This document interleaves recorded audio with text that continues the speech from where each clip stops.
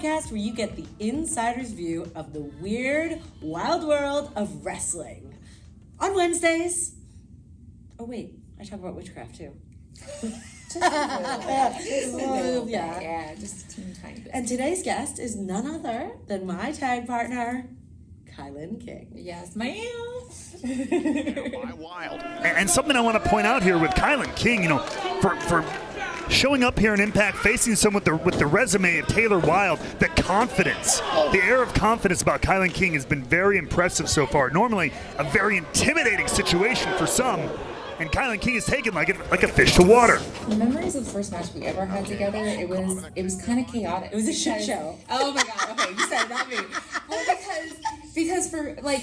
I signed the contract, and then I had no clue what my role was going to be once I started. I think we literally got the script for us like a day or two before.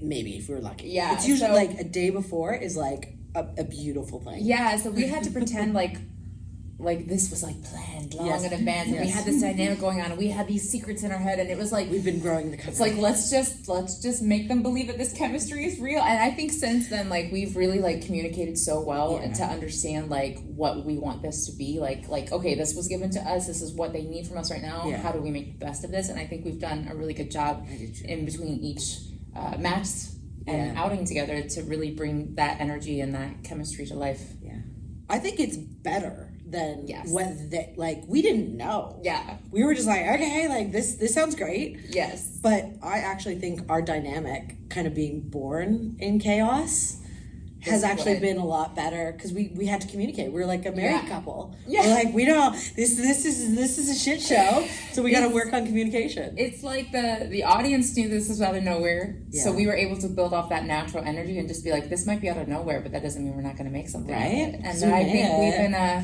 playing our tricks and figuring it out ever since. So I mean we do we don't have our tag dogs. Oh, they're always they're like superheroes. They're in a safe place. They're in a safe place. It's over there. We see them. We've got them hiding under the moonlight to be recharged. Exactly. Yes. Thank you. Ooh, you like that? Things have evolved to a whole new level. It was last night. Courtney Rush made her presence very, very well known, and tonight it gets real. I think the thing that surprised me about Taylor is because you were under a different gimmick for so long. Yeah. So like you were just introducing, the witch, the high priestess. Yeah. So I had this envisionment of you in one way, and then I met you, and I was like, oh, this new thing she's trying, it's not a gimmick. This is her. so don't look at this as like, okay, I'm trying to understand anything. Just understand that this is her. And like I thought that was really cool because that's not always the case. Like sometimes you meet a monster, or there's somebody's a monster, and then you meet them in real life, and you're like, oh my gosh, this is like the most gentlest human being I've ever met. But like you are the high priestess, my love. You are the high priestess. My king. That's so funny. Well, I think the most surprising thing about you is I've known you as this like really like ominous powerhouse wrestler. You're tall, you're muscular, you're like a real presence, but you're a drama nerd. I'm a little bit of a nerd. But that's awesome though, because like that's what we needed to bring out of each other to make this gimmick work. And I think it's crazy too because like before I ever even got into martial arts, like before I went on that journey before wrestling, like high school into college, like it was musical theater, drama, like all that stuff. And it got to the point where I didn't feel like when I was on that journey, I didn't feel like I enjoyed it, but it wasn't going anywhere. Right. So I was like, okay, this was just something that I experienced in my life. So I think it's crazy how like all these years later, I've got the wrestling part down, and now I get to go back into my roots of what I did before I even got into wrestling. It's like, oh, that's the reason I had to go on that journey. Because the universe knew that many, many years later that I was going to have to do this whole thing and just be evil. Yes, like beautiful synergy. Like that was your journey. Harmony and understanding, bitches. Yeah. I'm still waiting on that t-shirt that you made. Just saying. I think it'll be a good seller. Hashtag the Coven. I just didn't have my sunglasses. Yeah. Sorry, guys. Sorry. It's just really cool to see how how great of a performer somebody is because they're like this on TV, but then you meet them in real life and you're like, oh my gosh, this is not what I was expecting. So it's really cool. Yeah, I agree. Yeah. I always say to like up and comers, take advice from people who've had a career. Like look where they are right now.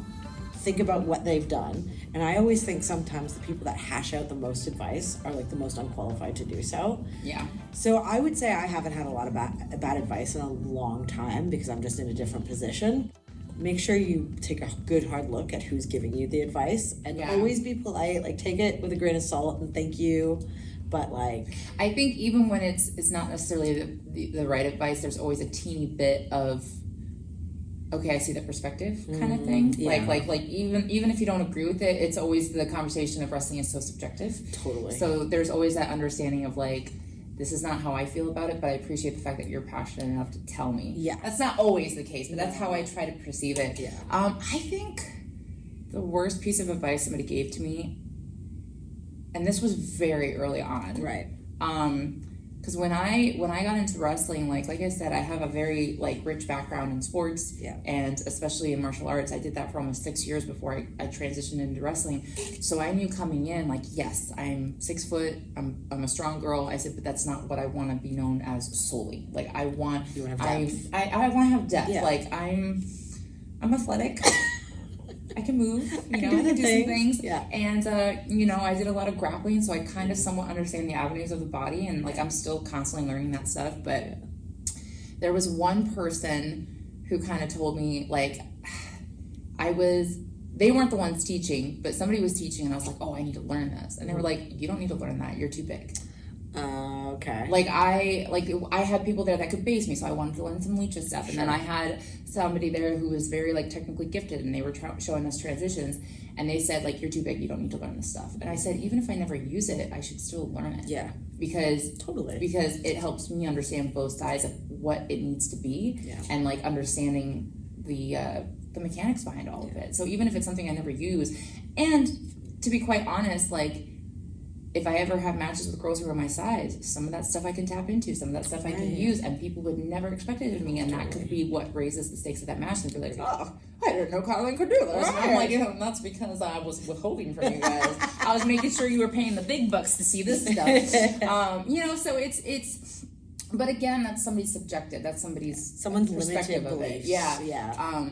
But for me too, like, to tie into that, somebody re-explained it to me in a different way, where they were like, it's not that you shouldn't learn this because you're big, but you need to understand how to use this to your size. So like I love chain wrestling. I love getting on the mat and going around and stuff. But I was enlightened that some of the stuff that I was liking and doing in my matches made me smaller.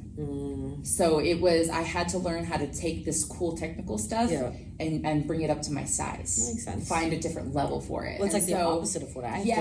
I just make myself bigger. Yeah. So like the advice started off bad with like, don't do it, but then eventually like somebody else kind of made a comment about that, but they said it's not that you shouldn't do it, it's you need to understand how to do it for you. Correct. And so that's something I've been trying to figure out over the last like year or two. That's a really good point too. Like, the worst advice you can get is advice that is like stereotypical or like very generalized. You know what I mean? Like one paintbrush to paint everybody doesn't work in wrestling. Because look at you and I. We're on opposite sides of the spectrum. Yeah. But we work so well together because we could probably do all the same moves.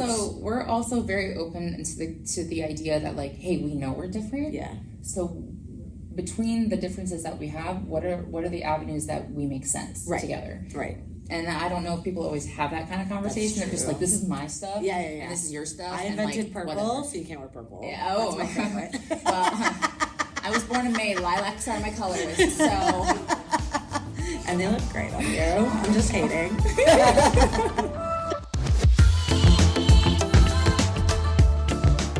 No one in wrestling has ever made me cry. Not wrestler, not management, nothing. But when I had that match in Toronto, 3 days after my brother-in-law died, I fell apart, and you were there for me, like so hard. Like I think that was like our most like personal bonding moment, or at least it Yeah. was for me, because we've just had like a working relationship. Because I knew you were going through that, but I hadn't seen you in person since I found out. Right. So like I wasn't understanding of like how deep it was hitting you Yeah. until, because you were in work mode. Like Totally. you were in work mode and you were trying to remember like, they don't know my personal life, they don't know what's going on, so I can't make excuses, I have to show up, I have to work. Yep. And you did the job, and then the moment we walked backstage, and I was like, oh crap, okay. I crumbled like a cheap lawn chair. It was like, but you're so, but that's because that's how I handle trauma. Yes. I'm just like, I gotta keep working. I've got stuff to do. I've got people depending on me. Like, we're doing this together. That's the other thing. It's you want not to show just people about that me. you can keep your shit together. Yeah. But oh boy,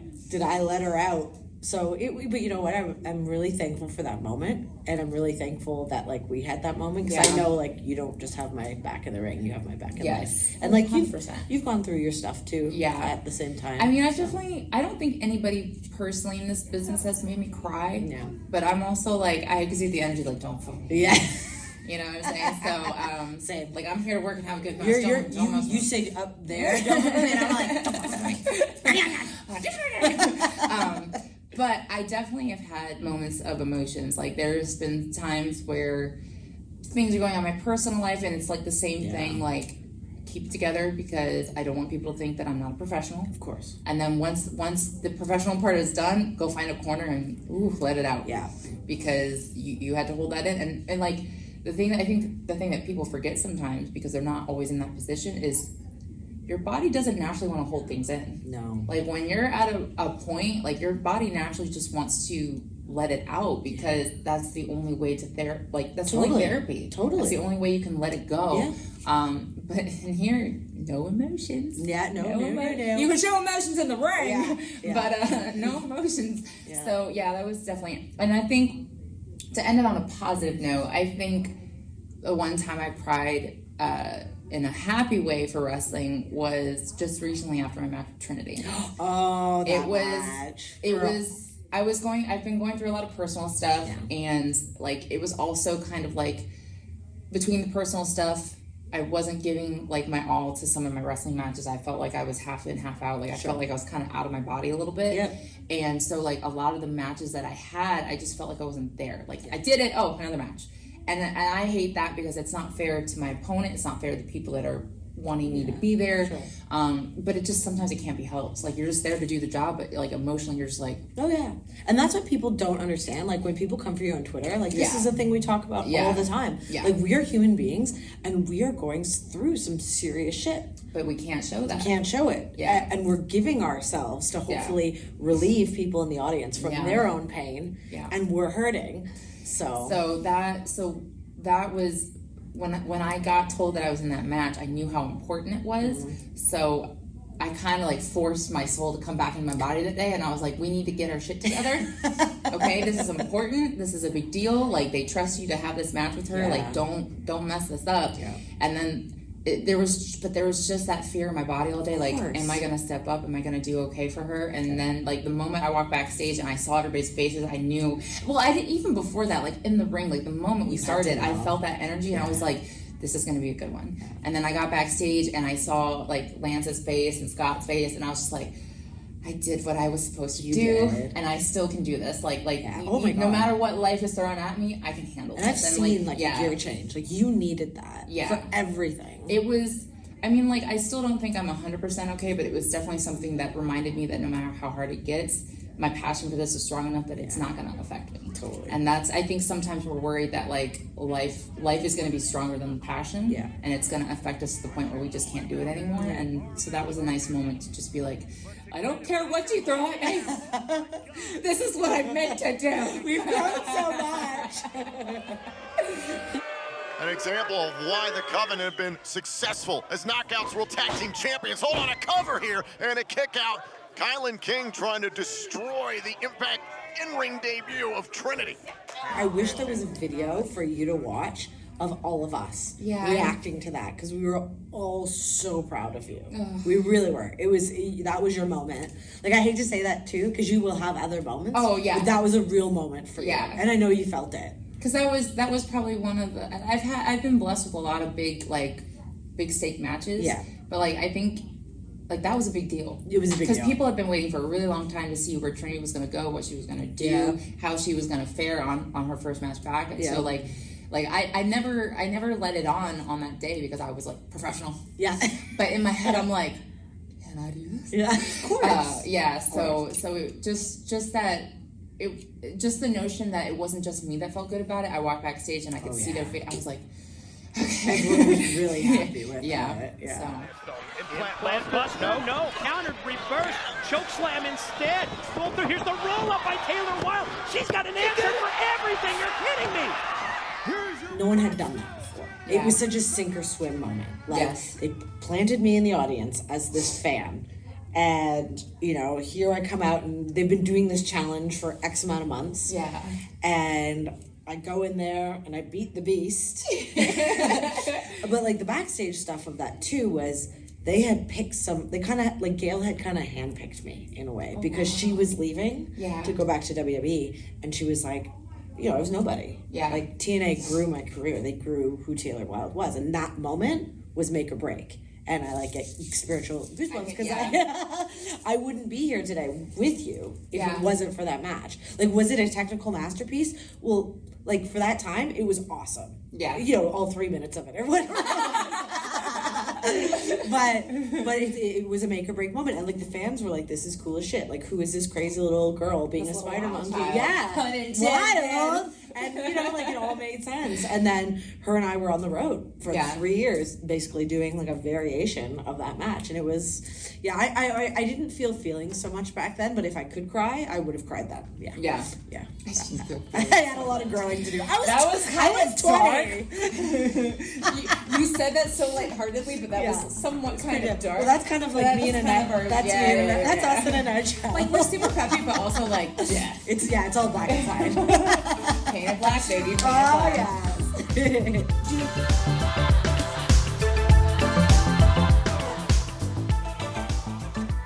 I don't think I necessarily have a rule about dating other wrestlers. I mean, I just dated one for the last 4 years. Yeah.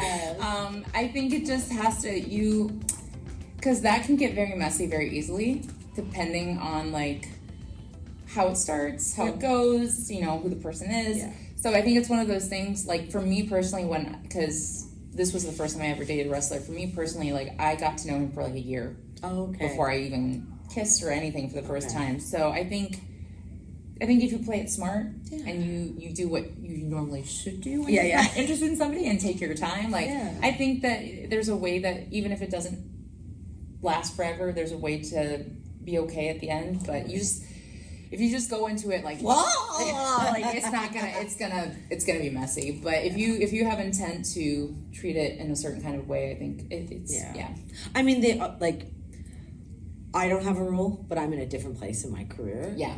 I've dated wrestlers. We've all dated wrestlers. The problem is when I first got into wrestling, I tried to date muggles. I did.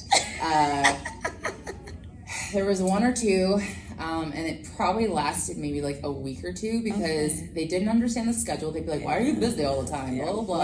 And then and then like when I would when they would be like, "So how are you?" and then I would be like, "So wrestling," and blah blah blah, and like this is what I'm going through this week. They would just look at me like, what? Yeah. They just, it's when you try to date a muggle, they don't understand. See, and I'm at the opposite end. So I've tried to date wrestlers on and off for years. Yeah. And I'm in a place where I actually don't want that connection. Like when I want to put everything into wrestling when I'm here, but when I leave here, I want to be I want to be Chantal Malosky, not Taylor Wilde. Yeah. So for me, it works out better having a normie. Yeah. I don't know. I think too, it's all about, I think sometimes we have an idea in our head of what we need, but sometimes we have to listen to the way somebody makes us feel. Yeah. So like for me, like I'm a big, like whether you're a wrestler or not, like because the chaos of traveling and the expectations that they want and all that stuff, it's a lot and it weighs heavy on you sometimes. Yeah. So when I go home, what I know I need is I need calm. I need warmth and I need that feeling of home so I can reset. Totally. You know what I mean? So like whether you're a wrestler or not, if I feel that, then I know that I'm safe to go home to that. Yeah. Whether you're, like I said, whether you're a wrestler or not. What up? Wrestling Dad. Talk to How that are camera. you? Talk to that camera. What up? Are we live? Yeah. Well, yes. Yeah. No. You're a big part I'm of a this. big part of these two ladies right here. This ladies guy and pitches and swords all of us. Oh and, no, I gotta produce and stuff. Yeah, But just a little bit. many of my many blessings in my life are right here. I want to say and have everybody follow their dreams. I've known her forever, and I remember meeting both of them, and I'm super duper proud every time I see them perform. The fact that they're together was a makeshift thing, but they've been blending very, very well together and been champs since pretty much day one when they got together. But they always make me proud, and I love them very, very much. Thanks, I gotta go Dad. work. I'll see you all later. Love Peace. you. Bye. Tommy Drew out. That'll go in the behind the scenes section of this portrait of this interview.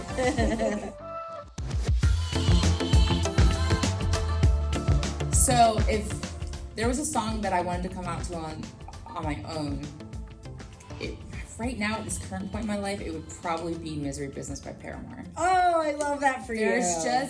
It's one of those songs where every single time it hits, I just know exactly what I have to do with my energy, my body. I come out, I start singing the words, word for word. I get up close to the audience members, and I'm like, and I try to get them to sing it with me. And like, for me, like for the longest time, I always took my entrance so serious. I had to have like badass music and come out and be like, oh.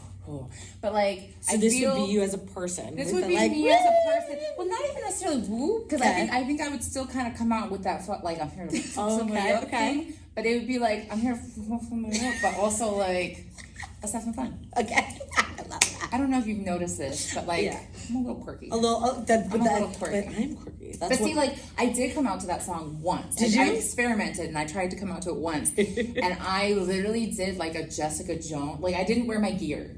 I came out, I had ripped up black jeans, I had a white beater and a leather jacket, and then of course, I already have a pair of my hair, so I came out and I was just like, and I felt, and then as soon as she started singing, I'm like, that's a good song. Of course, now that I'm saying it, the lyrics aren't coming to my head. That's okay, like, it's fine. So it's just, I feel like you come out and be serious, but you could also come out and just be like, See, I think my entrance music would be totally different than what the character is right now. But you know what I also love in this moment? Yeah.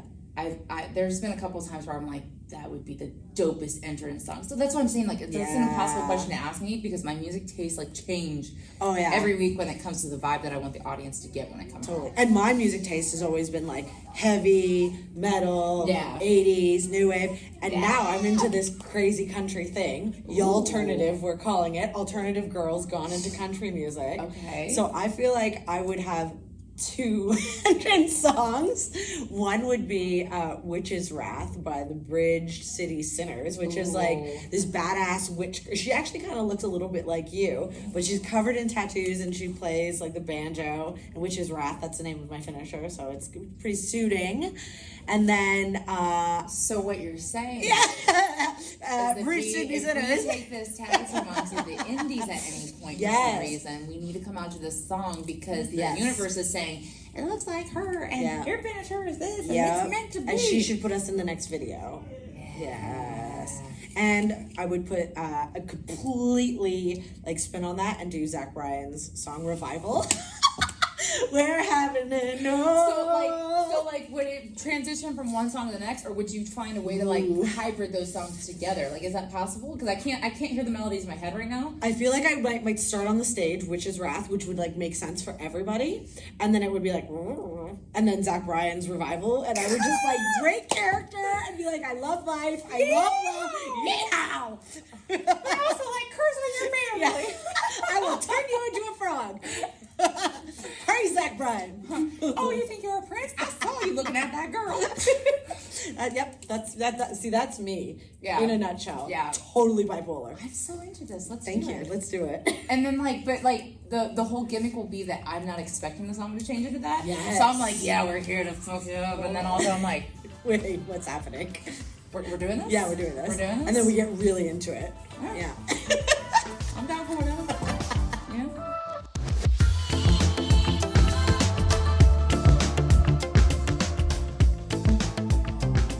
This is my first live concert. I've never been to one. You've never been to a concert?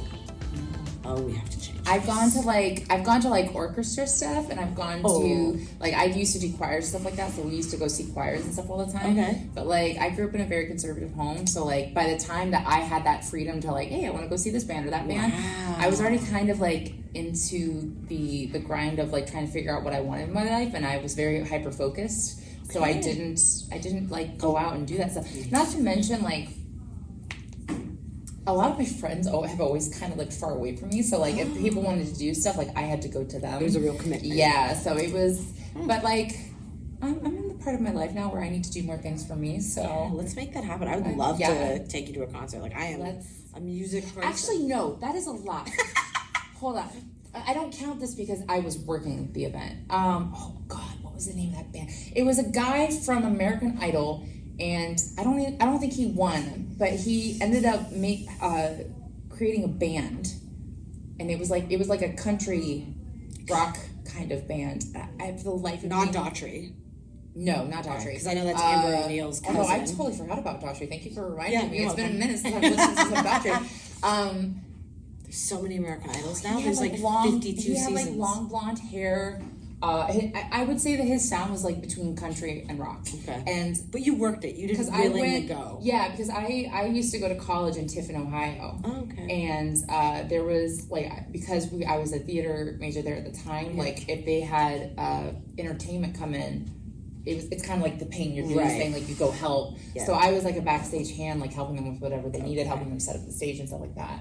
But it was one of those things where I knew of them, but I wasn't really like, I didn't really listen to them a lot. Sure. So that was my concert. But honestly, like my brain forgot that until just now, so I don't think it really counts. Well, I will up you on your conservative upbringing. And at maybe 13 years old, me and my best girlfriend, our first concert was Korn and Limp Bizkit and System of a Down. And you said we're gonna start heavy. Oh, we start real heavy. And like, what were our parents thinking? Dropping us off at this massive venue in Toronto at the Sky Dome, letting their 12 or 13-year-old daughters go to this metal concert that they know nothing about. That's the thing. They don't know who Korn is. They don't know who Limp Bizkit is. That's so funny. And me and my girlfriends were a lot, so of course we had to go crowd surfing. Yeah. And we got separated, and like, I was born in 1986. This was pre-cell phones. This was pre-pagers. We went crowd surfing, and we got separated, and it was before cell phones, before pagers. Before pagers! And we literally had to wait for the crowds to just thin out. That's scary. To find each other, and like, we had to get back to my mom.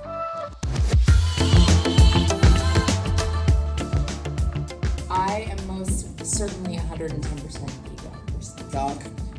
Dog person. I don't not like cats, but it's dog. I feel like cats don't like me. Oh, really? I feel like I try to be like, oh, come here, and they're just like,